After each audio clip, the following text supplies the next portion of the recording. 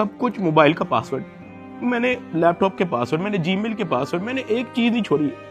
मुझे आज जितने ऑफिसर्स थे वहाँ पे, मुझे एक ऑफिसर आके दिखा दे, बता दे कि डक्की भाई ने हमें ये चीज़ नहीं थी दी, इसलिए हमने मारा है।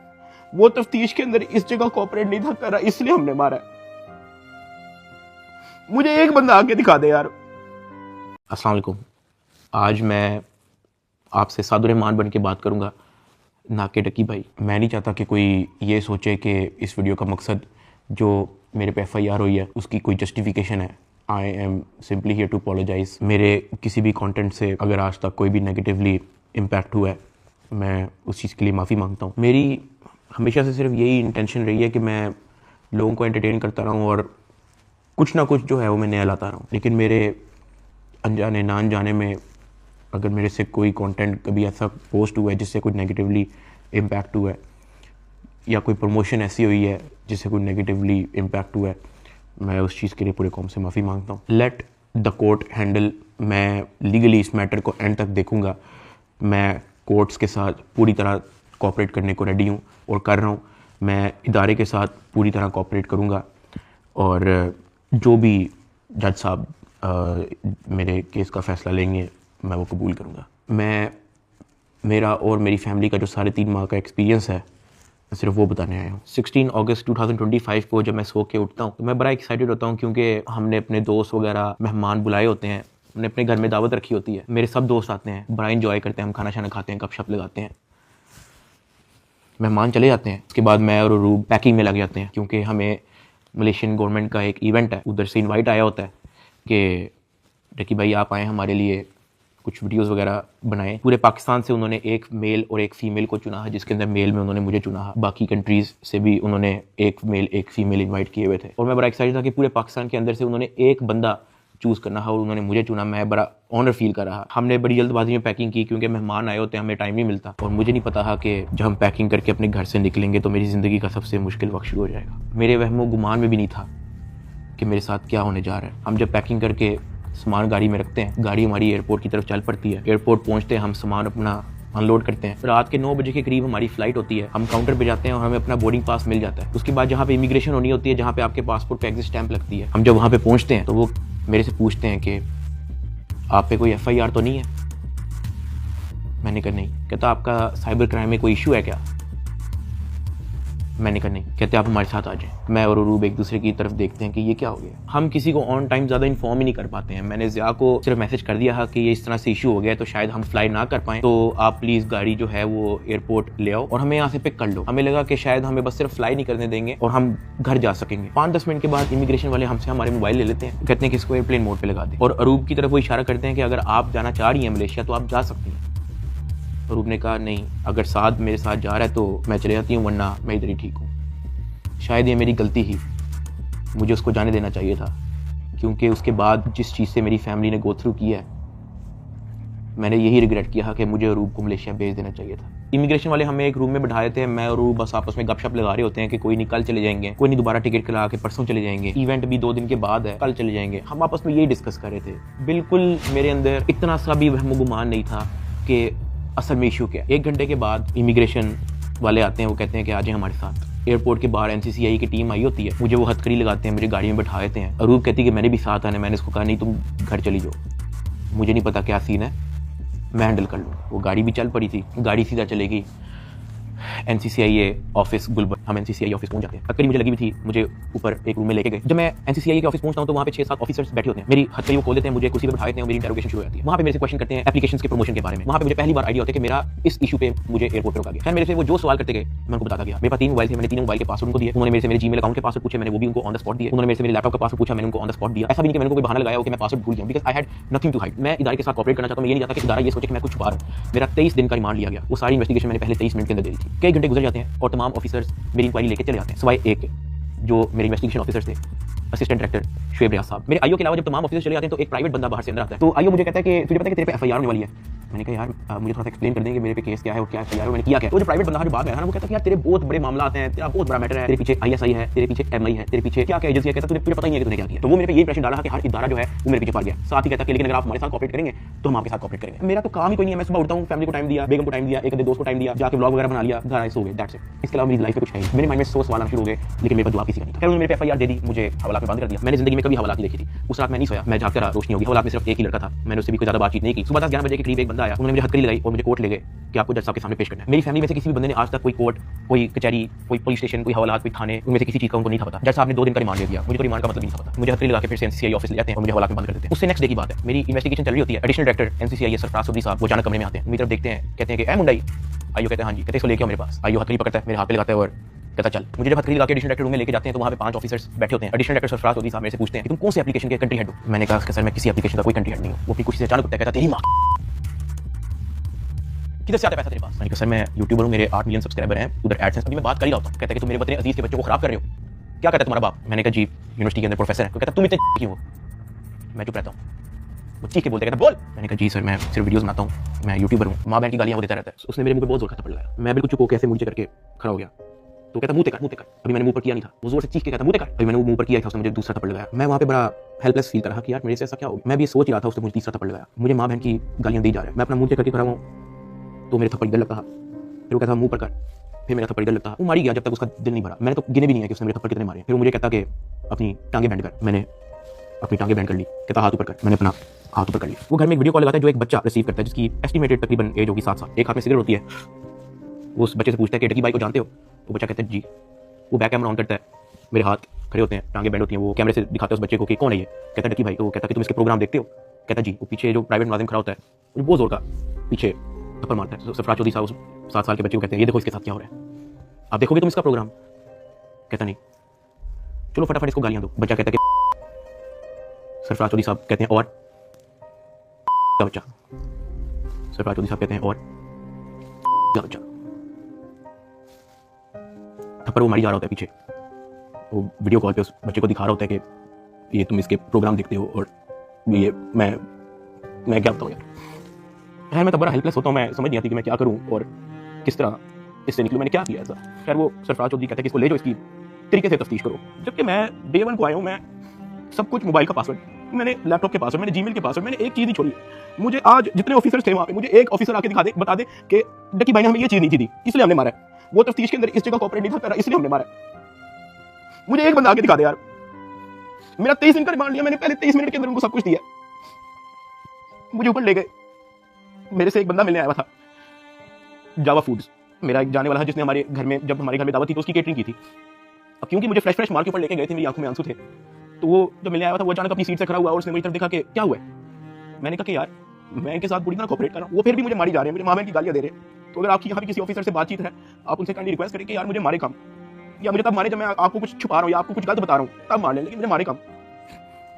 वो बड़ा परेशान हुआ, वो बाहर चला गया। कुछ खाने को मेरे लिए लेके आया था, कुछ पिज़्ज़ा या कोई बर्गर लेके आया था। बाहर जाके मुझे नहीं पता कि उनके जानने वाले थे जुनैद सलीम जो एंकर हैं, उन्होंने कहीं उनको बात बता दी। जुनैद सलीम साहब ने जो है वो अपने पॉडकास्ट के अंदर इसका जिक्र कर दिया कि मेरा एक जाने वाला वहाँ पे गया तो डकी भाई इस हालत में था। तो जुनैद सलीम साहब ने जो है वो इस चीज़ का पॉडकास्ट दे दिया। ज़ेरे हिरासत जब डकी भाई थे तो कुछ लोग उनसे मिलने गए, तो उन्होंने कहा कि आप पिज़्ज़ा खाएंगे, तो डकी भाई जवाब में उनके पाँव पड़ गया जो उनसे मिलने आए थे और बिलक बिलक के रोने लगा और कहने लगा पिज़्ज़ा को छोड़े, उनसे कहे मुझे मारें कम। ये नहीं कहा कि मुझे ना मारें, मगर मुझे मारें कम, बहुत मार रहे हैं। जो फिर मेरे अंदर प्रॉब्लम हुई, मुझे फिर इस बात पे डांट पड़ी कि मैं आगे बात आउट कर रहा हूँ। खैर मैंने फिर डिसाइड किया कि मैंने अब बोलना ही नहीं, मुझे जितना मर्जी मारे, मैंने किसी को नहीं बताना।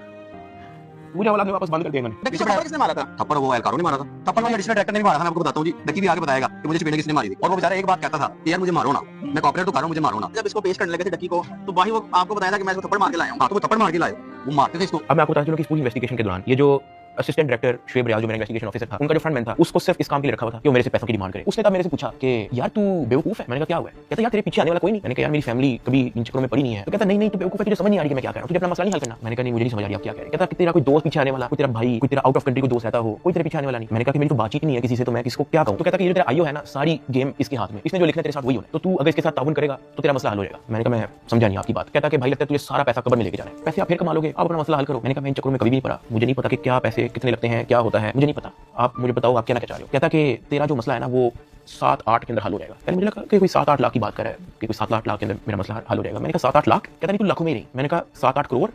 कहता तो और। मैंने कहा इतने तो मेरे पास है ही नहीं, मेरे रिसेंटली कुछ बहुत ज्यादा खर्चे हुए हैं, मैंने आगे भी बहुत सारी मेरी स्पेंडिंग है, मेरे 100 और काम है, मेरे पास नहीं है। कहता बस फिर तो इधर ही पड़ा है। मुझे वहां से आइडिया हो गया कि इस बंदे का काम सिर्फ और सिर्फ मेरे से पैसे मांगना है। जब मैं एमसीसीआई की कस्टडी में था, आप लोगों ने शायद 3,26,000 USDT की बात एडिशनल डायरेक्टर के पॉडकास्ट में सुनी होगी। 3,20,25,000 USDT वो इसके डिजिटल वॉलेट में से हमने अनर्थ करके कोर्ट ऑफ लॉ में सबमिट कर दिए। हमने इसके डिजिटल वॉलेट में से वो अपने वॉलेट में जो सरकार का होता है उसमें अनर्थ करके प्रॉपर उसको फर्द मकबूज की बनाकर कर दिया। ये बहुत बड़ी अचीवमेंट है। उन्होंने दर्जनों पॉडकास्ट देके ये बताया कि 3,26,000 USDT जो है वो हमने इससे बरामद कर लिए हैं। मैं आपको उसकी स्टोरी बताता हूँ कि वो क्या है। हवाला से मेरी इन्वेस्टिगेशन के लिए लेके जाते हैं कुछ शाम के 7 बजे के करीब। आइयो मुझे कहते हैं कि अपना बाइनेंस का अकाउंट खोल। मैं अकाउंट खोल देता हूँ। मेरे अकाउंट के अंदर कुछ ट्रेड चल रही होती है जो मेरी सारी लॉस पे गई होती है, क्योंकि उस दौरान बिटकॉइन नीचे गया हुआ था। वो सारी ट्रेड मेरी लॉस में क्लोज करता है, मेरी फ्यूचर्स की ट्रेड सारी लॉस में क्लोज करता है, मेरा पर्सनल नुकसान करता है। सारे टोकन जो मेरे पास डॉज, बिटकॉइन, इथेरियम, मेरे पास दर्जनों टोकन और पड़े हुए थे, वो सारे क्लोज करके उसको USDT में खुद कन्वर्ट करता है और वो कहता है कि ये USDT ट्रांसफर कर। मैंने कहा सर इसकी क्या वजह है, आपने मेरा पर्सनल लॉस भी कर दिया। कहता है कि तुझे अपना मसला हल करना है नहीं करना। मैंने कहा कि सर लेकिन ये 3,26,000 USDT आपने ट्रांसफर क्यों करना है? जो भी आपकी इन्वेस्टिगेशन आपके सामने, अकाउंट में आपको दे दिया, उसका जीमेल मैंने आपको दे दिया, पासवर्ड मैंने आपको दे दिया, आपने ट्रांसफर इसको क्यों करना है? कहता है तुझे जितना कह रहे हो उतना कर। मेरी 15 मिनट के साथ बहस चलती थी कि सर ये पैसे ज्यादा हैं, मुझे आप थोड़ी सी इसकी एक्सप्लेनेशन दे दें ताकि मैं मेंटली रिलैक्स रहूं, मुझे थोड़ा सा बता दें कि ये ट्रांसफर आपके पास क्यों करना है। मुझे आगे से ये कहा कि यार लगता है तुझे अपना मसला हल करने का शौक नहीं है। बीच में मुझे बहाने लगाने शुरू कर दिया क्योंकि तू हमारी कस्टडी में है कि तेरा अकाउंट की हैक ना हो जाए, जब तू यहाँ से फारिग होगा तू मुझे बता दी, मैं तुझे सेंड कर दूंगा। आइयो ने मुझे इसकी कहानी सुनानी शुरू कर दी। उसने मुझे एक अपना वॉलेट एड्रेस दिया,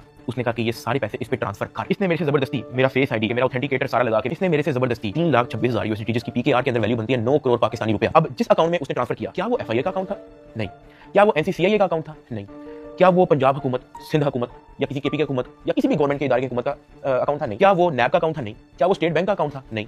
क्या वो कोई ऐसा अकाउंट था जो कोर्ट की तरफ से जिसकी अप्रूवल मिली हो? नहीं। वो मेरे IO असिस्टेंट डायरेक्टर शुएब रियाज साहब का अपना पर्सनल अकाउंट था जिसके अंदर इन्होंने मेरे 9 करोड़ रुपया एस्टिमेटेड ट्रांसफर किया। ट्रांसफर करने के बाद उन्होंने वापस मुझे हवाला में बंद कर दिया। कोई रिसीविंग नहीं दी, मुझे उसकी कोई रीजनिंग नहीं दी, कोई सबूत ही नहीं है इस चीज का कि इन्होंने अपने पास ट्रांसफर किया। 8 बज जाता है, 9 बज जाता है, 10 बज जाता है, 11 बज जाता है, मेरे से सोया नहीं जाता। एक ऑफिसर एक मुल्जिम को छोड़ने आता है हवाला, मैं फटाफट उठ के उससे पूछता हूँ। मैंने कहा सर आपके इस NCCIA इदारे के अंदर जब कोई क्रिप्टो का कोई रोला चलता है, कोई USDT का कोई रोला चलता है, तो उस पे क्या होता है? क्या उसको ट्रांसफर कर लिया जाता है? कहता मैंने कभी ऐसा सुना तो नहीं है। कहता क्यों, क्या हुआ है? मैंने उसको बताया।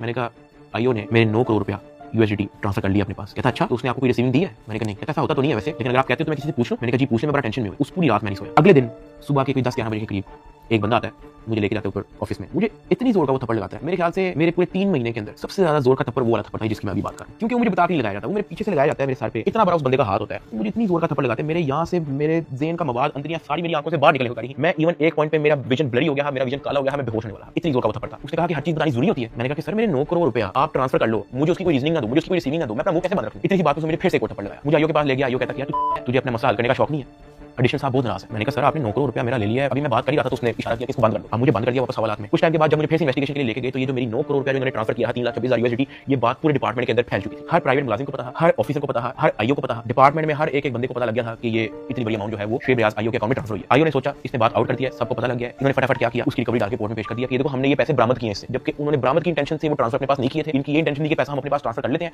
फिर इसमें से कोई इसको 20-30% वापस देकर इससे डील करेंगे, ये इनकी शुरू की इंटेंशन थी। लेकिन मैंने डिपार्टमेंट में बात आउट कर दी, मैंने मार खा ली इसके बदले। मैंने कहा मुझे मारो जितना मारना है। डिपार्टमेंट में बात आउट कर दी, ये लोग घबरा गए, इन्होंने फटाफट कोर्ट में रिकवरी डाल दी, जिसकी वजह से मजबूरन एडिशनल डायरेक्टर सरफराज चौधरी साहब को दर्जनों पॉडकास्ट मजीद देने पड़े कि 3,26,000 हमने इस बंदे से बरामद कर लिया है, जबकि वो बरामदी की नीयत से ट्रांसफर नहीं किया गया। वो तो मैंने डिपार्टमेंट बात आउट कर दी, तो फिर आपको स्टोरी बनानी पड़ी इसकी। 3,20,25,000 USDT कोर्ट ऑफ लॉ में सबमिट कर दिए। जब मुझे इन्वेस्टिगेशन के लिए फिर से लेके गए तो वहां पे एक और बंदा आया था अपने काम से, मैं आप लोगों को उसका नाम तो नहीं बता सकता, लेकिन हम लोग उसका नाम रख लेते हैं बिग ब्रदर। ये बिग ब्रदर जो है आपने वीडियो के एंड तक याद रखना है। वो अपने किसी काम से आया था, उसने मुझे देखा, उसने मेरे से पूछा कि यार तेरे पे केस क्या है? मैंने कहा एप्लीकेशन प्रमोशन का केस है। तो कहता कि तेरा मैटर कहां तक पहुंचा? मैंने कहा कि मैं तो पूरी तरह ताउन कर रहा हूं, मैं तो सब कुछ इनको दे चुका हूं, मुझे नहीं पता कि इनको मेरे से और क्या चाहिए, लेकिन मैं तो पूरी तरह इनके साथ ऑपरेट कर रहा हूं। तो कहता अच्छा, सबसे सारे लाया और कहता कि क्या ये लोग तेरे से कोई पैसे भी मांग रहे हैं? अब क्योंकि मैं उस बंदे को पहली बार मिला हूं, मैं नहीं जानता कि वो कौन है, मैंने उसको कहा कि नहीं मेरे से कोई पैसे नहीं मांग रहा। जैसे सारा लाया कहता अच्छा चल ठीक है, अच्छा लगा तेरे से मिलकर। वो अपने काम में लग गया। क्या मेरी इन्वेस्टिगेशन के बाद उन्होंने फिर से मुझे जेल में हवालात में बंद कर दिया। इन्होंने अपनी पूरी कोशिश की कि हम इससे पैसे लें, हम इससे पैसे का पूछें। जब इनको आइडिया हुआ कि मैं इनको किसी भी तरह से एंटरटेन नहीं कर रहा, इन्होंने बहाने से मेरी फैमिली को बुला लिया, अरूब और मेरी अम्मा। उनको ये कह के बुलाया गया कि मेरी उनके साथ मुलाकात। मुझे जब हवाला से ऊपर लेके गए तो अरूब बैठी हुई थी और उसकी इंटरोगेशन हो रही थी। उसका मोबाइल जो है वो इन्वेस्टिगेशन ऑफिसर के हाथ में था। तो मैंने इन्वेस्टिगेशन ऑफिसर शुएब रियाज साहब से पूछा कि ये आपने इनका मोबाइल क्यों लिया? तो कहता कि इन पे भी FIR होगी। तो अरूब घबरा गई, उसने कहा मेरे पे FIR क्यों होगी? उसने कहा कि आपने तो हमें साथ से मिलने के लिए बुलाया, मुझे और मामा को के साथ से मुलाकात हो जाएगी। तो कहता कि नहीं FIR हो ना हो, ये जो आपके शोर की FIR है इसी में बड़ी जगह है, हम आपको इसी में नामजद करें। अरूब घबरा गई। मैंने रूप की तरफ देखा, मैंने रूप की तरफ इशारा किया कि मैंने कहा बस बिल्कुल चुप होकर बैठ जाओ, बस ये वक्त गुजारो, बस इस वक्त हम कुछ नहीं कर सकते। खैर वो रूप से कुछ क्वेश्चन उन्होंने पूछना शुरू कर दिए। मैंने यही कोशिश की कि मैं जल्दी से जल्दी रूप को वापस भेज दूं घर, उसका मोबाइल वापस मिले ना मिले डजंट मैटर, वो घर जाए। आइयो ने रूप का मोबाइल रख लिया। मैंने रूप को कहा कि अब तुम घर जाओ, तुमने वापस नहीं आना। जब रूप घर गई है तो उसने जब वकीलों से डिस्कस किया तो वकीलों ने कहा कोई बात नहीं, हम प्री अरेस्ट बेल करवा लेंगे। तो रूप ने कहा ओके। अगले दिन उन्होंने जाके प्री अरेस्ट बेल करवा ली। जब उन्होंने प्री अरेस्ट बेल करवाई तो प्री अरेस्ट बेल की खबर पहुंच गई इदारे में, एनसीसीआई ऑफिस में, आईओ के पास और सरफराज चौधरी एडिशनल डायरेक्टर के पास। इन्होंने फिर से मुझे कहा कि अपनी फैमिली को मीटिंग के लिए बुलाएं। मैंने घर वालों को कॉल की क्योंकि उसकी प्री अरेस्ट बेल हो चुकी थी। मैंने कहा चलो अब इसको खतरा नहीं है और इसका मोबाइल भी उनके पास है, तो I think it's not a big deal, मैं बुला लेता हूं। ऑफिसर्स ने जो है मेरे घर कॉल करवाई। मैंने कहा कि अम्मा वो बड़े अफसरान, एडिशनल डायरेक्टर और इन्वेस्टिगेशन ऑफिसर्स बुला रहे हैं, तो बाकी घबराए ना, कोई इस तरह कोई नेगेटिव मीटिंग है, इस तरह का कुछ नहीं है, तो आज मेरी माँ और अरूप प्री अरेस्ट बेल करवाने के बाद एडिशनल डायरेक्टर रूम में आ गए। सरफराज चौधरी साहब कहते जतोई साहिबा आप अपने आप को क्या समझती हैं, आपने प्री अरेस्ट बेल करवा लिया? तो अरूप ने कहा जी। तो कहता अच्छा करवाएं, जो आपने करना करें, 5 रुपए का एक नया सफा आता है, हम एक नई एफआईआर लिखेंगे और आपको पकड़ लेंगे। अरूप मेरी तरफ देख रही है कि ये क्या है, ये किस तरह की मीटिंग है। मेरी माँ परेशान, लाल उनके चेहरे हो गए थे सबके। एडिशनल डायरेक्टर सरफराज चौधरी साहब ने फिर अपना मोबाइल खोला, वहाँ व्हाट्सएप खोला, उन्होंने ऊपर लिखा जज, और ऐसे मेरी माँ को मेरी वाइफ को लिस्ट दिखाई ऐसे स्क्रॉल करके कि ये देखो मेरा इस जज से भी ताल्लुक है, मेरा इन जज से भी ताल्लुक है, मेरा इस जज से भी ताल्लुक है, क्या कर लेंगे आप? जब वो इस तरह जजेस के लिस्ट दिखा रहा था उसने बड़े ऊंचे अल्फाज में बोला कि यहाँ पे जज भी मैं हूँ, यहाँ पे वकील भी मैं हूँ, यहाँ पे सब कुछ मैं हूँ, जितनी आपने प्री अरेस्ट बेल करवानी है करवाएं, नया पर्चे में हम पकड़ लेंगे। हमारे पास कुछ कहने को नहीं था। मैंने वहाँ पे सिर्फ सर को कहा कि जी सर आप बिल्कुल सही कह रहे हैं। मैंने अपने घर वालों की तरफ देखा, मैंने उनको इशारा किया कि प्लीज वक्त गुजारें बस। मेरे घर वालों के चेहरे लाल हो गए, मतलब बिल्कुल आप कह लो कि उनके पास कुछ कहने को नहीं थे। देवर शेकिंग, वो बातें करता गया, हम लोग घबरा गए थे। हमने बस वेट किया कि यार ये कब हमें फायर करेगा। जब उसने कहा ठीक है आप जा सकते हैं, मैं अरूप और मेरी माँ जब उस एडिशनल डायरेक्टर रूम से बाहर निकले, मेरी माँ की आंखों में आंसू थे, अरूप की आंखों में आंसू थे। मैंने कहा कि यार मुझे बहाने बहाने से कहते हैं कि आप लोगों को बुला लो, फिर इस तरह की हरकतें करते हैं, डराने धमकाने वाली, ब्लैकमेलिंग थ्रेट्स। मैंने कहा ये सिर्फ और सिर्फ इनका पैसे मांगने का तरीका है ताकि हम डर जाएं, इनको कुछ पैसे दे दें और हमारी जान छोड़िए। तो ये इस तरीके से मुझे, मेरी फैमिली को ज़हनी अजियत देते रहे हैं, ब्लैकमेल करते रहे हैं। और उनका राइट बनता है कि वो प्री अरेस्ट बेल करवा के आए। आपने अपनी इन्वेस्टिगेशन करनी है, करें। उसने तो अपना मोबाइल भी दे दिया, आप जब बुला रहे हो वो आ रही है, फिर भी आप उसको थ्रेट कर रहे हो कि जी आपने प्री अरेस्ट बेल करवा लिया, कोई बात नहीं, 5 रुपए का नया सफा आएगा, हम आपको फिर अरेस्ट कर लेंगे। और ये सब इनका तौर तरीका था कि हम लोग किसी तरह टूट जाए और ये जितने पैसे मांगे हम लोग फौरी इनको दे दें। इस दौरान आईओ और उसका जो फ्रंट मैन है, जब उनको पता लगा कि मैं और मेरी फैमिली किसी भी तरह से इनको एंटरटेन नहीं कर रही, कोई पैसों के मामले में लिफ्ट नहीं करवा रही, तो इन्होंने मेरे एक दोस्त से बात की। उस दोस्त को कहा कि इसको मुझे आके कहो कि ये पैसों से मसला हल होगा। उसकी जो भी गपशप हुई मेरे दोस्त ने वापस आके बताई, कहता कि ये पैसे ही मांग रहे हैं। मैंने कहा यार इस तरीके से मेरी फैमिली को ब्लैकमेल कर रहे हैं, इस तरीके से मुझे टॉर्चर कर रहे हैं, ये लोग चाहते क्या? वो ये कह रहे हैं कि अरूप को हम पर्चे में नामजद ना करें और उस पर कोई नया पर्चा ना दें और उसको अरेस्ट ना करें, उसका वो 1 करोड़ रुपया मांग रहे हैं। मैंने कहा भाई इन्होंने मेरा बैंक अकाउंट ब्लॉक कर दिया, इन्होंने मेरी यूएसडीटी भी अपनी जेब में डाली, मेरे अब्बा जी का बैंक अकाउंट ब्लॉक है, मेरी अम्मा जी का बैंक अकाउंट भी इन्होंने ब्लॉक कर दिया, अरूप का बैंक अकाउंट इन्होंने ब्लॉक कर दिया, जिया का बैंक अकाउंट इन्होंने ब्लॉक कर दिया, इवन मुनीब जो अंडर 18 है उसका बैंक अकाउंट भी ब्लॉक कर दिया है। कहानी यहाँ पे खत्म नहीं हुई। मेरे दादा अब्बू जिनका मैंने आज तक व्लॉग में जिक्र नहीं किया, आज तक उनकी अपीयरेंस नहीं हुई, 80 साल एंड अबव की उनकी उम्र है, उनका बैंक अकाउंट भी ब्लॉक कर दिया। मेरे पास 1 टका नहीं है को देने के लिए। सॉरी, उसने मेरी बात नहीं कहता। अच्छा, उसने एज इट इज जब ये बात आईओ को बताई, आईओ आगे से इसको कहता कि इन्होंने देखो 40-50 करोड़ रुपया सेट नहीं बनाऊंगा। मेरे दोस्त ने एज इट इज मुझे ये बात आगे बताई। अब क्योंकि मेरी फैमिली ऐसे मेंटल टॉर्चर से गुजर चुकी थी, जब मेरे दोस्त ने ये बात मेरी फैमिली को बताई, मेरी फैमिली ने घबरा के कहा कि प्लीज आप किसी और से बात कर लें, अगर वो हमें लोन दे सकता है, कोई उधार हमें दे सकता है तो दे दे। मेरे दोस्त ने इवन मेरे एक और दोस्त से भी बात की, उसने मना कर दिया, कहता यार हम नहीं कर सकते, 1 करोड़ रुपये बहुत ज्यादा है। मेरे दोस्त ने फिर आईओ से बात की, आईओ कहता कि हम 60 लाख से नीचे नहीं लेंगे, अरूप की हद तक, अभी हम टकी की बात नहीं कर रहे। ये बात जब उसने मुझे आके बताई, मैंने कहा मेरे पास है ही नहीं 60 लाख है, मेरे पास 60 रुपये नहीं है, सब कुछ इन्होंने ले लिया। अगले दिन मेरी कोर्ट में पेशी थी, मेरा रिमांड लेने के लिए जब कोर्ट में गए तो मेरी फैमिली वहाँ पे आई हुई थी। उन्होंने मेरे से हाथ जोड़ के, रंग उनके उड़े हुए थे, कहा के साथ जो कह रहे हैं इनको प्लीज दे दो। अरूप कांप रही थी, कहती कि मुझे पकड़ लेंगे, मुझे पता भी नहीं है कि इनको कैसे हैंडल करना है, मुझे नहीं पता कि आगे मेरे साथ ये लोग क्या करेंगे, प्लीज ये जो मांग रहे हैं दे दो। तो मैंने उनकी शक्लें देखी फैमिली की, मैंने कहा ठीक है, लेकिन मेरे पास 60 लाख रुपये बाकी में नहीं है, आप किसी से बात कर लें। मेरे मामू आउट ऑफ कंट्री रहते हैं, ऑस्ट्रेलिया से फ्लाई करके आए हैं, तो हमने इनको ये सारी कहानी बताई है। मेरे एक मामू जो पाकिस्तान में होते हैं वो भी आए हैं, उनसे हमें उधार लेना पड़ा कि प्लीज हमारी हेल्प कर दें, हमारा ये मसला है, हमें 60 लाख रुपया उधार चाहिए। उन्होंने 60 लाख रुपया हमें कैश अरेंज करके दिया, वो कैश हमने इन लोगों को पहुंचाया। इनको पैसे जो है मेरे भाई ने भिजवाए थे, मुझे तो पता भी नहीं था कि इनको पैसे पहुंच गए हैं या मेरे मामू ने दिए हैं, ये सारी बातों का मुझे बाद में पता लगा। जब इनको पैसे पहुंच चुके थे, अगले दिन मुझे एडिशनल डायरेक्टर सरफराज चौधरी साहब ने मुझे फिर से कहा कि आप अपनी फैमिली को अगर आपने मीटिंग करनी है तो आप बुला लें। मैंने कहा जी ठीक है, मैंने अपनी फैमिली को बुला लिया और तब एडिशनल डायरेक्टर साहब का रवैया मेरी फैमिली के साथ टोटली चेंज हो चुका था। वहाँ से मुझे आइडिया हुआ कि it was never about the case, it was always about the money. मेरी फैमिली से बड़े अच्छे से बात कर रहे हैं, मुझे आइडिया हो गया कि इनको शायद पैसे पहुंच चुके हैं। वो इवन कमरे से चले भी गए थे, उन्होंने कहा कि अगर आपने अपनी कोई प्राइवेट बात करनी है तो आप कर लें। जब वो कमरे से गए हैं तब मेरी माँ ने, अरूप ने, मेरे भाई ने सारी कहानी बताई कि किस तरह से मेरे मामू ने उधार 60 लाख रुपया दिया इस सारी कार्रवाई के लिए। मैंने अपनी माँ से माफी मांगी, मैंने कहा यार आई एम सॉरी कि मेरी वजह से इतना कुछ करना पड़ रहा है सबको।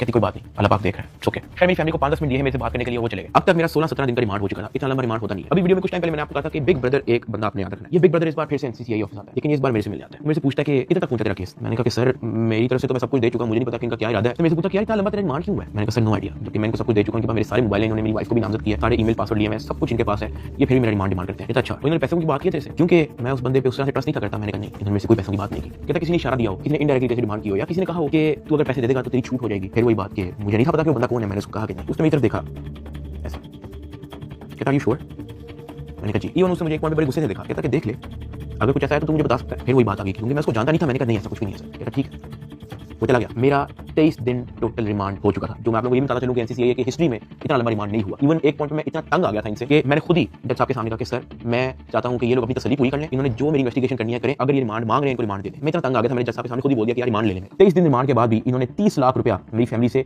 मुझे जुडिशियल करने का लिया। मतलब एनसीसीए ऑफिसर ने मुझे जेल भेजने के भी मेरी फैमिली से पैसे लिए। मैंने अपने दोस्त को कहा कि यार ये आईओ से पूछो कि अब क्या इसमें मेरे साथ करना है। कहता कि मैंने बात की है, वो ये नहीं कह रहा कि अब आपकी बेल करवानी है, वो ये कह रहा है कि हमने 4 पर्चे मजीद रेडी किए हैं, वो 4 पर्चे हम डकी भाई पे ना दें, उसका 1.5 करोड़ रुपया वो मांग रहे हैं, जिसमें से एक पर्चा इन्होंने कोई लड़की रिलेटेड रखा हुआ। और जब मैंने सुना मैं बर्बाद, मैं टूट चुका था। मैंने अपने दोस्त को कहा तू इनको ब्लॉक कर दे बस, और तू जा, इनको 4 पर्चे देने 400 दे, मैंने अब 1 टका नहीं देना इनको। इस तरह तो इनको आदत लग जाएगी। फिर ये कहेंगे कि जी अब हम डकी भाई को फायर ना मारने का 5 करोड़ रुपया लेंगे, घर की बत्ती बंद करेंगे, घर में अगर आप चाहते हो कि बत्ती आए उसका 50 लाख रुपया निकालो, पानी बंद कर देंगे, फिर कहेंगे घर में पानी आए उसका 40 लाख रुपया निकालोगे, तो इन हरकतों पे आ जाएंगे। फिर हाँ, अगर आप मेरी एक आधा फैमिली का अकाउंट छोड़ देते तो मैं आपको पैसे कहीं से तो दिया, एटलीस्ट हमारी फैमिली जो है मकरूज तो ना होती। इतना मोटा मेरा चलान पेश किया। मुझे एक ऑफिसर उस चलान के अंदर एक सफे की एक लाइन का एक लफ्ज दिखा दे कि मेरे उसमें बाप का क्या रोल है, क्योंकि आप लोगों ने उनका अकाउंट बंद किया ना, उनका क्या रोल है मुझे उस सफे के अंदर दिखाएं। उस चलान के अंदर मेरी मां का क्या रोल है वो मुझे दिखाएं। उस चलान के अंदर मेरे दादा अबू का क्या रोल है, मेरे किसी और फैमिली मेंबर का क्या रोल है मुझे दिखाएं। आपने उनको मकरूज कर दिया, कर्जे ले लेके अब उनको एनसीसीआई के ऑफिसर के पेट भरने, उनको डिप्रेशन में डाल दिया, ये कह के पता नहीं उनके पीछे आईएसआईएमआई लगी है। मेरे फादर एक हार्ट पेशेंट है, उनके हार्ट की सर्जरी होनी थी। मैंने अपनी मां को अरूब को ज़िया को सख्ती से मना किया हुआ था कि आपने एक तो ये अब्बा जी का ख्याल रखना है, दूसरा इनको कोर्ट में नहीं आने देना, ये मेरे पास एक बार भी जेल में ना आए, क्योंकि मुझे पता है उनकी हार्ट की क्या कंडीशन है, वो बेहोश हो जाते हैं, परेशान हो जाते हैं। हम उनकी सर्जरी के हमने हमारे पास पैसे नहीं थे, वो जो पैसे हमने उनकी जो सर्जरी के लिए देने थे वो उन्होंने ब्लॉक कर दिया। अब कर्जा लेके हम एनसीसीए के ऑफिसर का पेट भर रहे हैं। ये मेरी फैमिली को उस स्टेज पे लेके आए हैं जहां पे मैं स्पीचलेस हो गया कि यार मैं क्या करूं। मतलब अब्बा जी के इलाज के पैसे भी उन्होंने ब्लॉक कर दिए हैं। और ये बात मैंने उनको उधर दफ्तर में ऑफिस में कही थी, सरफराज चौधरी को मैंने खुद उसके मुंह पे कही थी। मैंने कहा मेरा अब्बा हार्ट पेशेंट है, उनकी सर्जरी के पैसे आपने मेरे फैमिली का अकाउंट ब्लॉक कर दिया। ये इस स्टेज पे मेरी फैमिली को ले आए थे, मुझे 23 दिन बंद रख के टुपेरे मार के मुझे कोर्ट पे लेके जाते थे कि मैं किसी मीडिया के किसी माइक में बोल ना दूं। जिस्मानी रिमांड पे एफआई के पास जाना है या उसके बाद जेल जाना है, तो बोलने कोई मसला नहीं है। लकी भाई आप यूट्यूबर्स को क्या पैगाम देना चाहेंगे? बात नहीं करेंगे तो हम आज जो है वो बात तो नहीं करने दे रहे, लेकिन डकी भाई को जो है वो सुबह सवेरे जो है आज अदालत में पेश किया गया है। बिल्कुल भी बात तो नहीं कर सकते डकी भाई, इससे पहले भी हमने जब इनसे गुफ्तगू करने की कोशिश की है तो एनसीसीआई एहलकारों की जानिब से जो वो मना कर दिया गया है कि वो किसी भी किस्म से जो है वो गुफ्तगू नहीं करेंगे। डकी भाई कुछ कहना चाहेंगे? डकी भाई आप कुछ कहना चाहेंगे? भाई कुछ तो मना नहीं किया आपको, आप लॉयर से मना किया कि भाई सारी तो आपने तहकीकात के बारे में हमने ताउन किया, उसके बावजूद क्यों ही कहा जा रहा है? मेरी गिरफ्तारी के 23वें दिन जब मुझे जज साहब के सामने पेश किया तो फाइनली मैं जुडिशियल हो गया। जुडिशियल का मतलब यह है कि अब मैं जेल चला जाऊंगा। जज साहब ने ऑर्डर लिख दिया कि हमने बंदा जुडिशियल कर दिया। अब जुडिशियल करके कोर्ट से बंदा डायरेक्ट जेल नहीं जाता, कोर्ट से एक बार एनसीसीआई ऑफिस वापस आता है, वहां पे उसके कुछ पेपर्स रेडी होते हैं, उसके बाद उसको जेल भिजवाया जाता है। तो जब मैं कोर्ट से एनसीसीआई ऑफिस वापस आया, वही बिग ब्रदर उधर मौजूद था। मेरी तरफ देख के कहा डकी तेरे से पैसे किसने लिए? मेरा दिल इधर मुंह में आ गया। मैंने कहा यार ये मेरे साथ क्या हो रहा है? अब क्योंकि उसने मेरे से डायरेक्ट पूछा कि तेरे से पैसे किसने लिए, उसने मेरे से ये भी नहीं पूछा क्या तेरे से कोई पैसे ले रहा है, उसने मेरे से कहा कि तेरे से पैसे किसने लिए। मैंने कहा कि जी ये शुएब रियाज और उसकी टीम ने, इन्होंने जो है वो पैसे ऊपर हायर अफसरान को भी पहुंचाने हैं। कहता अच्छा कोई डिटेल है तेरे पास? मैंने कहा कि सर मैं तो इनके साथ हवालात में था जेल में, सेल में, तो मेरी सिर्फ फैमिली को पता है कि एग्जैक्टली क्या हुआ। फैमिली 5-10 मिनट के लिए मेरे से मिली थी, लेकिन उन्होंने मुझे बहुत छोटा मोटा बताया, ज़्यादा डिटेल का मुझे नहीं पता। तो फिर उसने पूछा कि कितने पैसे लिए? मैंने कहा जी 60 लाख रुपये लिए। वो भी मेरी वाइफ को नामजद करने का कह रहे थे कि जो मेरी बीवी को अरेस्ट कर लेंगे, अगर आप चाहते हैं कि हम आपकी वाइफ को अरेस्ट ना करें तो ये 60 लाख रुपया पहुंचाएं, तो वो हमें 60 लाख रुपया उसका हमने दिया। उसने कहा ठीक है तू जेल जा, लेकिन उससे पहले कहीं से कॉल करवा और अपनी फैमिली को कह कि तेरा एक दोस्त मिलने आ रहा है, उससे मिलने। मैंने कहा ठीक है। मैंने कहीं से मोबाइल अरेंज किया, मैंने फटाफट मामा को कॉल की, मुझे सिर्फ मामा का नंबर याद था। मैंने उनको कहा कि मेरा एक दोस्त आएगा उससे मिलने। बिग ब्रदर वहां से चला गया। 5-10 मिनट के बाद मुझे भी पुलिस के डाले में बिठाया और मुझे जेल ले गए। डकी भाई को जो है तकरीबन 22 जिस्मानी रिमांड के बाद जब अदालत में पेश किया गया तो अदालत ने गुज़श्ता रोज डकी भाई को जुडिशियल रिमांड पर जो है वो जेल भेज दिया। देख सकते हैं कि डकी भाई को जो है वो जेल मुंतकिल किया जा रहा है। 9 सितंबर 2025 को मुझे जेल भेज दिया जाता है। मैंने अपनी जिंदगी में वहम गुमान में भी नहीं सोचा होना कि मेरी जिंदगी में ये दिन भी आएगा। जब मैं जेल जाता हूँ सबसे पहले तो मेरी चेकिंग होती है, बालों के अंदर, अंडर आर्म्स, आपकी नाक के अंदर भी देखते हैं, आपके कान के अंदर, आपके मुंह के अंदर, आपके लिप्स ऊपर करके आपकी जुबान निकाल के चेकिंग होने के बाद मुझे लेके जाया जाता है मेरे सेल की तरफ, जिसको जेल की जुबान में चक्की कहते हैं। जेल के सेल का साइज आप ऐसा समझो कि कुछ 6 से 7 टाइलें हैं ना, उतना साइज होगा उसका, या फिर एक किंग साइज मैट्रेस अगर एक अंदर पड़ा हो तो वहाँ पे और मजीद जगह नहीं है। ये जेल के सेल का साइज होता है। कॉर्नर पे जो है वॉशरूम लगा होता है जो कवर्ड नहीं होता, उसके आगे एक छोटी सी दीवार लगी होती है, यानी कि अगर आप खड़े हुए हो तो बाहर से देखने वाला बंदा आपको नंगा देखेगा, लेकिन अगर आप वॉशरूम करने के लिए बैठे हो तो आपके चेस्ट से ऊपर जो है आप विजिबल होगे, नीचे आप कवर्ड होगे। इस हद तक बस दीवार होती है वहाँ पे, उसी के ऊपर जो है वो एक टूटी लगी होती है पानी की। मैं जब अपने सेल में आता हूँ तो शाम हो जाती है, मुझे सेल में लाती लॉक कर दिया जाता है, क्योंकि मेरा नया एक्सपीरियंस होता है, मुझे नहीं समझ आ रही होती है कि मैं कहाँ पे आ गया हूँ। मैं इधर उधर देखता हूँ, परेशान हो जाता हूँ कि ये क्या हो रहा है मेरी जिंदगी में। बहुत ऊंचा पंखा लगा होता है जहाँ से मुझे आइडिया होता है कि कोई चाह के भी खुदकुशी नहीं कर सकता। अंधेरा हो जाता है, मुझे कुछ समझ नहीं आ रही होती कि मैंने क्या करना है। खैर मैं दीवार के साथ लग के बैठ जाता हूँ बिल्कुल ऐसे ही, और सोचता रहता हूँ कि ये मेरी जिंदगी कहाँ से कहाँ आ गई है। मैं अपने सेल से बाहर देखता हूँ तो 1.5 लीटर की बोतल पड़ी होती है, उसके ऊपर कैप भी लगा होता है। मेरा हाथ तो वहाँ तक नहीं पहुँचता, लेकिन कोई 15-20 मिनट के अंदर एक इंचार्ज जो है वो वहाँ से गुजर होता है। मैं उसको आवाज़ देता हूँ कि सर, वो मेरी बात सुनते हैं, हाँ जी। मैं उनको कहता हूँ कि सर वो सामने 1.5 लीटर की बोतल पड़ी है, वो कैंडी मुझे पकड़ा दें। मुझे बोतल पकड़ा देता है। वॉशरूम से मैं वो 1.5 लीटर की बोतल के अंदर पानी भरता हूँ, उसका कैप बंद करता हूँ। सितंबर का टाइम होता है, शदीद गर्मी होती है, इतनी गर्मी कि आप कूलर के बगैर नहीं रह सकते। मैं अपनी कमीज़ उतारता हूँ, बोतल को अपनी शर्ट के अंदर डाल के ऐसे उसको मैं लपेटता हूँ, अपने सर के नीचे रख के मैं लेट जाता हूँ। 2 दिन मेरे ऐसे ही गुजरे। जेल के एक्सपीरियंस में मैं ज़्यादा डिटेल में बात नहीं करूँगा इस वीडियो में, मैं फिर कभी आप लोगों को एक्सपीरियंस बताऊँगा। 3 दिन मैं उस सेल में रहा, मुझे किसी ने नहीं बुलाया, किसी ने कोई आवाज़ नहीं दी। तीसरे दिन एक ऑफिसर आता है और उसके हाथ में एक चिट होती है, वो चिट की तरफ देखता है, वो कहता है साधु ने मार के आई। मैं अपना हाथ करता हूँ कि जी सर, मैं कहता आजा तेरी मुलाकात आई है। वो फीलिंग ही बड़ी अजीब सी थी कि आपको किसी ने पूछा है, आपसे बात की है किसी ने, और इससे पहले मुझे पता ही नहीं था कि मुलाकात क्या होती है। फिर उसने मुझे मेरे सेल से निकाला, मुझे एक जगह पे ले गया, और 3 दिन बाद मैंने किसी अपने को देखा। मेरी माँ, अरूब और ज़िया वहाँ पे खड़े हुए थे, लेकिन मैं उनको मिल नहीं सकता, उनको गले नहीं लग सकता, मैं उनको सलाम नहीं कर सकता, क्योंकि हमारे दरमियान में शीशा लगा हुआ था। उनकी तरफ एक लैंडलाइन पड़ा हुआ था, एक लैंडलाइन मेरी तरफ पड़ा हुआ था, और उस लैंडलाइन में ही आप बात कर सकते हो। मैंने ज़िंदगी में इतना बेबस फील नहीं किया। एक लैंडलाइन उनकी तरफ पड़ा होता है, एक लैंडलाइन मेरी तरफ पड़ा होता है। एक तरफ से अरूब फ़ोन उठाती है, दूसरी तरफ से मैं फ़ोन उठाता हूँ, और वो कहती है क्या हाल है। मैंने कहा मैं ठीक हूँ। उसके आगे वो कुछ नहीं बोलती। 2 मिनट मैं भी चुप रहता हूँ, 2 मिनट वो भी चुप रहती है। अचानक कहती है कि शादी क्या हो गया ये सब। मैंने कहा मुझे नहीं पता, मुझे नहीं पता, मेरे पास किसी चीज़ का जवाब नहीं है। ऐसे ही हमारी बात हो रही थी, अचानक ज़िया अरूब को कहता कि मैंने बात करनी है साथ से। मैंने कहा करवाओ। ज़िया अरूब से फ़ोन ले लेता है। वो कहता है कि यार साथ आपका एक दोस्त आया था। मैंने कहा कहता यार वो तो सारी डिटेल हमसे मांग रहा था और उसको सब कुछ पता है, तो आप उस पर ट्रस्ट करते हो। मैंने कहा ज़िया देखो मैं उसको नहीं जानता हूँ पर्सनली, लेकिन फॉर सम रीज़न उसको पता था, मैंने उसको नहीं बताया। उसने मेरे से खुद कहा कि तेरे से पैसे किसने लिए, और उसने मुझे कहा था कि मुझे डिटेल चाहिए। तो ज़िया कहता कि हाँ वो हमारे पास आया था, एक कागज़ पे सारा मेरा वो लिखे गया कि कहाँ कहाँ पे कैसे कैसे पैसे पहुँचाए, किसने दिए, किस बैंक से निकलवाए, वो सारा नोट डाउन करके गया। मैंने कहा कि देखो ज़िया इस वक्त ना हमें नहीं पता कि हमने किस पे ट्रस्ट करना है, किस पे नहीं करना। हमने जिसको भी अप्रोच किया सब ने मदद करने से इनकार कर दिया। जिन्होंने कोशिश की है वो भी कोई मसला को बेचने की तरफ नहीं आया। मेरे पास कोई ऑप्शन नहीं है, सुन लेते हैं हम एक बार इस बंदे की बात। ज़िया का ठीक है। जब ज़िया ने मुझे ये बात बोली तो मुझे आइडिया हो गया कि वही जिनका नाम हमने अभी बिग ब्रदर रखा था वो मेरी फैमिली से मुलाकात कर चुका है। खैर ज़िया से बात होने के बाद ज़िया ने फ़ोन मामा को दे दिया। मामा भी रो पड़ी, गपशप हो रही ही। साथ उन्होंने कहा था कि जो आपका दोस्त है कहता कि आप मेरी भी माँ है, आपको कुछ नहीं होगा, आपने अब 1 भी रुपया किसी को नहीं देना, बस जो आप लोगों ने दे दिया है उसकी मुझे डिटेल दे बस। खैर भी 15-20 मिनट होते ही हैं, वो फ़ोन बंद हो जाता है। ना मुझे मामा की आवाज़ आ रही होती है, ना मेरी आवाज़ उन तक जा रही होती है। तो मुझे रियलाइज़ होता है कि मेरा वक्त खत्म हो गया। वहाँ का एक इंचार्ज मुझे मेरे सेल में वापस छोड़ देता है। मैं वापस उसी जगह पे आया था। वक्त के साथ साथ जेल में अपने आप को एडजस्ट किया, मेंटली एक्सेप्ट किया कि भाई तू अभी इधर ही है। 10 दिन गुजर गए। 10 दिन के बाद एक इंचार्ज फिर से आया चिट लेके, कहता साधु ने मान के रही।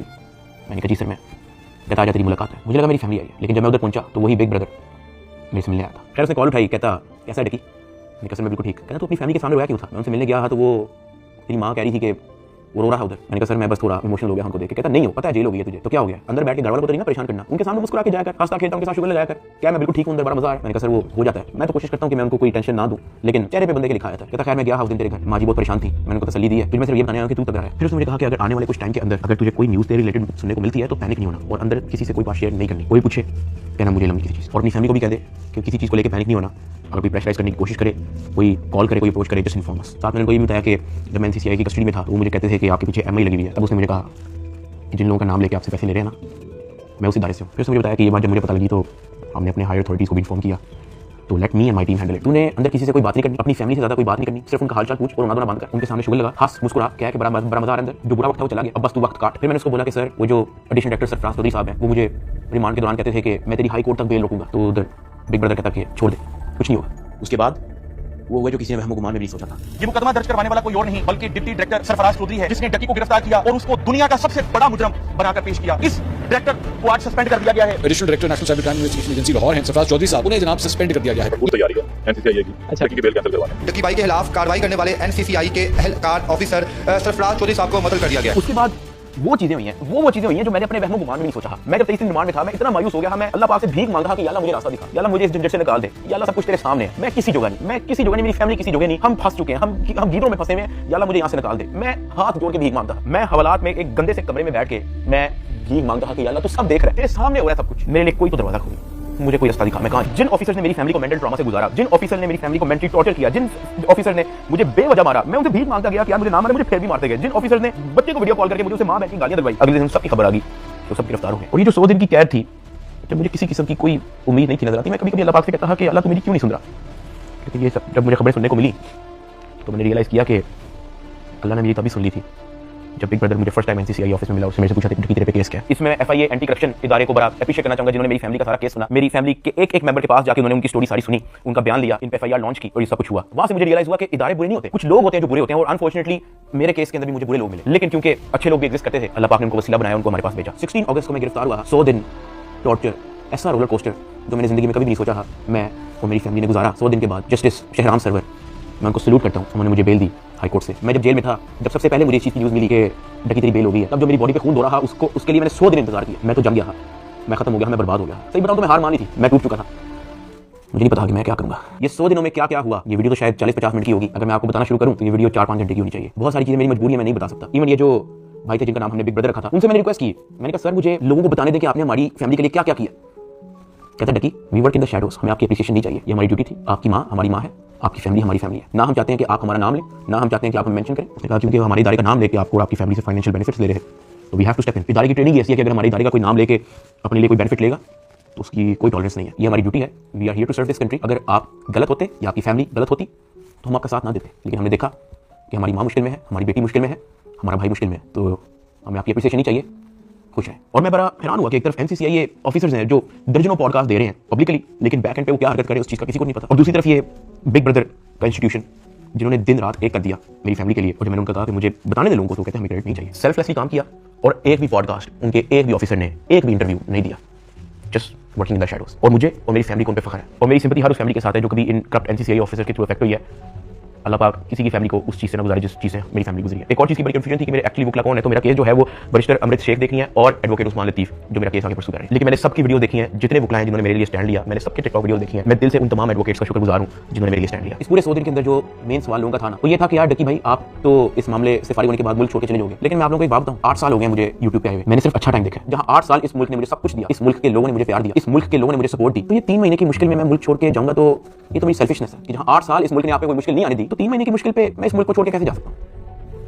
मैं इधर ही हूँ, मैं कहीं नहीं जा रहा। पाकिस्तान ने ही मुझे सब कुछ दिया, पाकिस्तान में ही मैं रहूंगा। यहाँ पे मैं वीडियो को एंड कर रहा हूँ। इस पूरे 100 दिन के अंदर मैंने बहुत कुछ सीखा। कोई भी आपके पीछे नहीं आता आपकी फैमिली के अलावा। मेरी माँ कोर्ट के धक्के खाती रही है, उनका क्या काम है कोर्ट में, उन्होंने कौन सा वहाँ पे कोई बयान देना है या कोई स्टेटमेंट देनी है, या वो कौन सी वकील है जो उनका कोर्ट में कोई काम है। उससे वहाँ पे इसलिए आती है कि मुझे कोई 30-40 सेकंड के लिए अपने बेटे की झलक देखने को मिल जाए, मैं बस देख लूँ कि यार मेरा बेटा ठीक है, सिर्फ इसलिए आती है। एक दिन भी उन्होंने मिस नहीं किया। आज के दौर में जहाँ वफादारी तो मजाक बन के रह गई है, और वो मेरे साथ एंड तक खड़ी रही। उसको डराया गया, धमकाया गया, ब्लैकमेल किया गया। इवन एक पॉइंट मैंने इसको ये भी कहा था कि जब तक ये मैटर हल नहीं होता तुम आउट ऑफ कंट्री चले जाओ, वो तब भी मेरे साथ खड़ी रही। मैं जेल में था और मेरे लिए मर्दों से लड़ती रही है, और सही बताऊं तो कोई भी नहीं करता ऐसा। हल्का सा मर्द पे बुरा टाइम आता है औरतें छोड़ के चली जाती हैं, लेकिन अरूब मेरे साथ खड़ी रही। मैं इंसान को भी नहीं भूलूंगा। ज़िया अपने सारे काम छोड़ के, अपना यूनिवर्सिटी छोड़ के, अपनी सारी स्टडीज छोड़ के, अपना यूट्यूब चैनल छोड़ के मेरे साथ खड़ा रहा, मेरे साथ एफर्ट उसने एंड तक रखी। मेरे अब्बा जी हार्ट पेशेंट, उनको मैंने मना किया कि आपने बाहर नहीं निकलना, उनके बैंक अकाउंट बंद है, उधार पे मेरे लिए डेली मैसेज भेजते थे हम आपके थ्रू कि हमारी दुआएं साथ आपके साथ हैं, आपने घबराना नहीं है। मैंने सिर्फ ये रियलाइज किया कि आपकी फैमिली के अलावा कुछ मैटर नहीं करता। जब तक मैं इस स्टेज पे नहीं हूं कि मैं किसी का नाम ले सकूं, लेकिन I want to thank field marshal Asim Munir साहब and director general of military intelligence जिन्होंने इतनी प्रोफेशनलिज्म दिखाई और मेरी फैमिली को इस करप्ट माफिया से निकलने में मदद की। और ये जो बिग ब्रदर जिनका मैंने जिक्र किया, मैं तो जेल में था, मेरी फैमिली को कुछ भी नहीं पता था। जब जब उनको कोई परेशानी होती थी, जब जब उनको कोई सवाल होता था, जब उनको किसी चीज़ की टेंशन होती थी, ये जो बिग ब्रदर है ये और इनकी टीम हमेशा उनके लिए अवेलेबल रही है। और इस तरह का clean up operation in corrupt mafia के अगेंस्ट आज तक पाकिस्तान की तारीख में नहीं हुआ, और ये सब क्रेडिट जो है ये इंटेलिजेंस एजेंसीज को जाता है। और जैसे मैंने आपको कहा कि मैं आप लोगों को सब कुछ तो नहीं बता सकता, मैं अगर बताना शुरू करूं तो ये वीडियो 40-50 मिनट की नहीं, ये वीडियो 4 घंटे की होगी। वैसे भी आप लोग कहोगे कि झूठ बोल रहा है, ये तो कोई टॉम क्रूज की मिशन इंपॉसिबल हॉलीवुड मूवी की स्क्रिप्ट बता रहा है। मैं बस यही कहना चाहता हूं कि मैं और मेरी फैमिली हमेशा इनके शुक्रगुजार है। मैं आप सबको थैंक यू कहना चाहूंगा कि आप लोगों ने मुश्किल टाइम पे भी मेरा साथ नहीं छोड़ा। मैंने घर आके सोशल मीडिया देखा है, आप सबके कमेंट्स पढ़े हैं, मैंने आप सबकी वीडियोस, आप सबके एडिट्स मैंने देखे हैं। मुझे याद है गिरफ्तारी से पहले व्लॉग्स के अंदर मैं कहा करता था कि गाइस हमने 9 मिलियन सब्सक्राइबर्स करने हैं, लेकिन वो ख्वाब हमारा अधूरा रह गया। मैं गिरफ्तार हो गया, मेरे पास मेरा चैनल भी नहीं था, मैं जेल में था, मुझे लगा कि सब कुछ खत्म हो गया, this is the end, Ducky भाई is no more, he is finished. अचानक एक इंचार्ज आता है, कहता है डकी भाई तेरे 9 मिलियन सब्सक्राइबर्स हो गए हैं, मुबारक हो। That is where I realized कि maybe this is not the end, maybe this is start of something else. I want to appreciate every single one of you. मैं जिंदगी भर नहीं भूलूंगा आप लोगों का एहसान। अभी इस वीडियो में मैंने आप लोगों को बोला कि यार अगर मैं सब कुछ बताना शुरू करूं तो ये वीडियो 4-5 घंटे की हो जाएगी, और साथ मैंने आप लोगों को ये भी बोला कि मैं आप लोगों को कुछ लोगों का नाम नहीं बता सकता, तो हम उनका नाम बिग ब्रदर रख देते हैं। बट लेकिन समटाइम सब कुछ जानना जरूरी भी नहीं होता। मैं बाहर आ गया हूँ, यही बहुत है। जब मैं जेल से वापस आया तो मैंने बहुत सारे लोगों की कहानियां देखी। कोई पॉडकास्ट पे कुछ कह रहा है, कोई यूट्यूबर कुछ कह रहा है, कोई टिकटॉकर कुछ कह रहा है, कोई जर्नलिस्ट कुछ कह रहा है, और मैंने उन सबको देख के बस कहा कि यार किसी को कुछ भी नहीं पता, सबकी अपनी अपनी कहानी है और सब झूठ है। असल में क्या हुआ है मुझे पता है। Let that be a mystery. Pakistan जिंदाबाद, पाक फौज जिंदाबाद। अल्लाह।